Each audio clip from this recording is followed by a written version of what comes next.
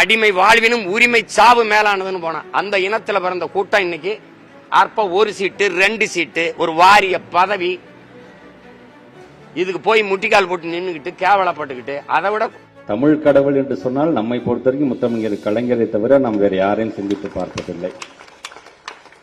தமிழால் தமிழ் இனத்திற்காக தமிழகத்தை 5 முறை ஆண்டவர் அல்லவா அந்த தமிழ் ஆண்டவர். இதை கேட்டுட்டு ஒருத்தருக்கும் கோபம் இல்லைல்ல. அப்போ ஒரு இன உணர்வு மான உணர்வு கெட்டு போன ஒரு ஈன கூட்டமா நம்ம மாறிட்டதுனால எதையும் பேச முடியுது.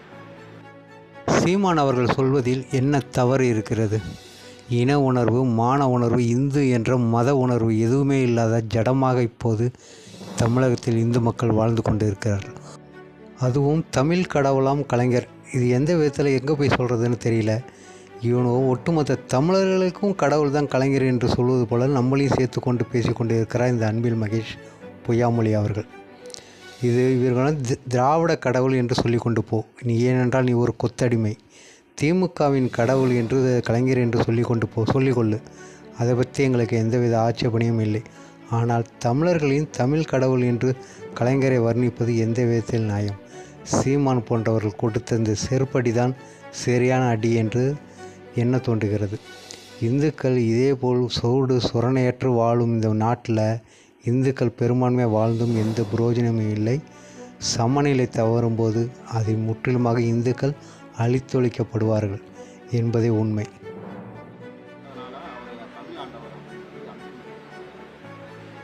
இதை கேட்டுட்டு ஒருத்தருக்கும் கோபம் இல்லைல்ல. அப்போ ஒரு இன உணர்வு மான உணர்வு கெட்டு போன ஒரு ஈன கூட்டமா நம்ம மாறிட்டதுனால எதையும் பேச முடியுது. ஜல்லிக்கட்டுக்கும் ஐயா கருணாநிதிக்கு என்ன சம்பந்தம் இருக்கு? எங்க தாத்தா மூக்கையத்தவர் பேரை வைக்க கூடாதா? ஏன் எங்க அடையாளம் வந்துருமில்ல? சரி, இந்த விண்ணூர்தி நிலையத்துக்கு பேர் வைக்கணும். முத்துராமலிங்க தேவர் மூக்கையத்தவர் வச்சா தானே பிரச்சனை உனக்கு? பாண்டியன் நெடுஞ்செலியன் வையவனா கேள்வி கேட்டா பாப்போம். உனக்கு என்ன பிரச்சனைன்னு சொல்லு.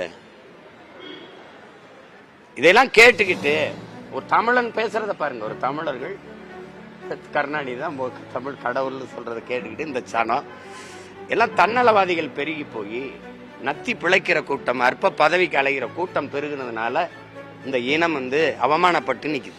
இந்த இனம் தான் உலகத்துல தன்மானத்துக்கு இயக்கம் கண்டுச்சு, சுயமரியாதைக்கு இயக்கம் கண்டுச்சு, அவமரியாதை சின்னமா இன்னைக்கு அவமானத்தின் அடையாளமா உலகத்துல அலைகிற இனமும் இதுவா தான் இருக்குது.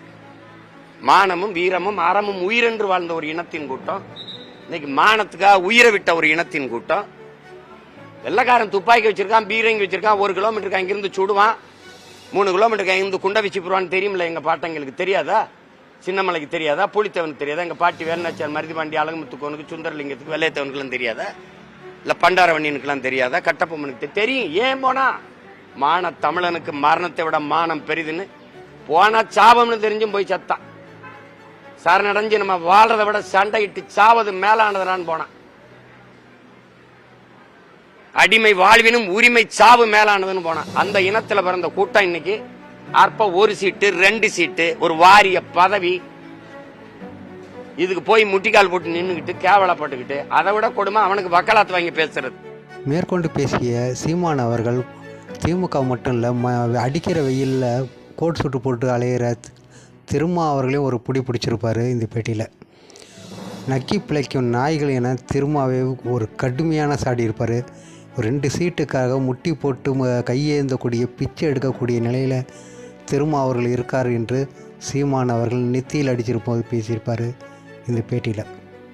சரணடைஞ்சு நம்ம வாழ்றதை விட சண்டையிட்டு சாவது மேலானதுன்னு போனான். அடிமை வாழ்வினும் உரிமை சாவு மேலானதுன்னு போனான். அந்த இனத்துல பிறந்த கூட்டம் இன்னைக்கு அற்ப ஒரு சீட்டு 2 சீட்டு ஒரு வாரிய பதவி இதுக்கு போய் முட்டிக்கால் போட்டு நின்னுக்கிட்டு கேவலப்பட்டுக்கிட்டு அதை விட ஒருத்தன் செய்யற எல்லா தவறையும் சகித்துக்கிட்டு மாவீரன் சுபாஷ் சந்திர போஸ் சொல்றாரு, ஒரு அரசியல் கட்சி, ஒரு தலைமை, ஒரு இயக்கம் அதுல சேர்ந்துட்டதுனாலே அதுல இருக்கிறதுனாலே அது செய்யற எல்லா தலைவரையும் சகித்து கொண்டு வாழ்வதான் தான் தேசப்பற்றுனா அந்த தேசப்பற்று என் கால் செருப்புக்கு சமம்ங்கிறான். எல்லா அநீதியும் சகித்து கொண்டு இருக்கிறதுக்கு பேரு தான் இது ஜனநாயகம்னா அது எப்படி இது? எது வேணாலும் பேசலாம். செம்மொழின்னு ஐயா கருணாநிதி அவர்கள் பிறந்த நாளை நீங்க கொண்டாடணுங்கிறீங்க. செம்மொழிக்கு அவருக்கு என்ன சம்பந்தம் இருக்கு? எங்க மொழி இருக்கு? செம்மொழின்னு சொல்லிட்டு தமிழ் செம்மொழியா இருந்ததா சொன்னதுனால ஆனதா? அவர் தான் வாங்கி கொடுத்தாரு. எங்க அடமானம் இருந்துச்சா? என் மொழி பிறந்து சிறந்த மொழிகள் உலகத்தில் உண்டு. பிறந்த மொழி உலகத்தில் என் மொழி மட்டும்தான். எல்லா மொழியும் மனிதனால் பேசப்பட்டது, உருவாக்கப்பட்டது. இயற்கையின் மொழி, இறைவன் பேசிய மொழி உலகில் ஒரே மொழி தமிழ் தான். இதுல அவர் மொழி அப்படி கொண்டாடணும். ஏன் இங்க முன்னோர்களை மொழியை காக்க போராடணும் இல்லையா? இந்த மொழி செத்து விடுமோன்னு செத்த நடராஜன் அவன் இறந்த நாள் தான் தமிழ் மொழி நாள்னு இருக்கணும், செம்மொழி நாள்னு இருக்கணும். உலகிற்கே ஒரு அறநெறியை தந்த ஒரு பெருமகனார், வள்ளுவ பெருமகனார் பிறந்த நாள்ல அதை கொண்டாடுங்க. அப்படிதான் கொண்டு வந்திருக்கணும். ஏன்னா அந்த பெருமை தமிழனுக்கு வந்துடும். உங்ககிட்ட கேட்கிறேன், எல்லாம் மதுரையில வாழ்றீங்க, சிவன் கீழடியில தோண்டப்பட்ட ஒரு இனக்கூட்டம் எங்கேயாவது 2 ஏக்கர்ல வாழ்ந்துருக்குமா? 1000 ஏக்கர், 500 ஏக்கர், 200 ஏக்கர், 300 ஏக்கர்னு கூடி தானே வாழ்ந்துருக்கும். அப்ப கீழடியில 2 ஏக்கர் தோண்டிட்டு எதுக்கு மூடிட்டு போன? யாரா பதில் சொல்லுங்க. ஏன் மிச்சம் இருக்கிற 100, 200 ஏக்கர் தோன்றது உனக்கு என்ன பிரச்சனை? ஏன்னா தமிழரின் தொன்மம், தமிழரின் வரலாற்று பெரும் அடையாளங்கள், பெருமை உலகத்துக்கு வந்துடும். இன்னும் யாரப்பா மோகஞ்சாராவ பேசிட்டு இருக்கிறா, அதையே பேசிட்டு இருக்கிறா. அதுவே தமிழன் நாகரிகம். ஆனா அதை விட்டு கொடுக்க உனக்கு முடியல.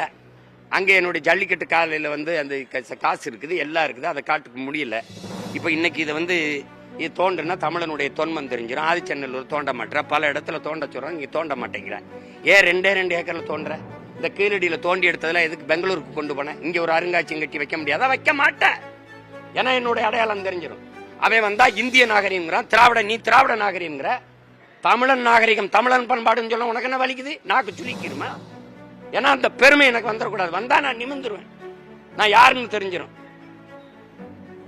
இதெல்லாம் எவ்வளவு பெரிய ஐயோக்கியத்தனம், எவ்வளவு பெரிய ஏமாற்று. இன்னைக்கு தான் தெரியுதா கீழடி தமிழரின் தாய்மடின்னு?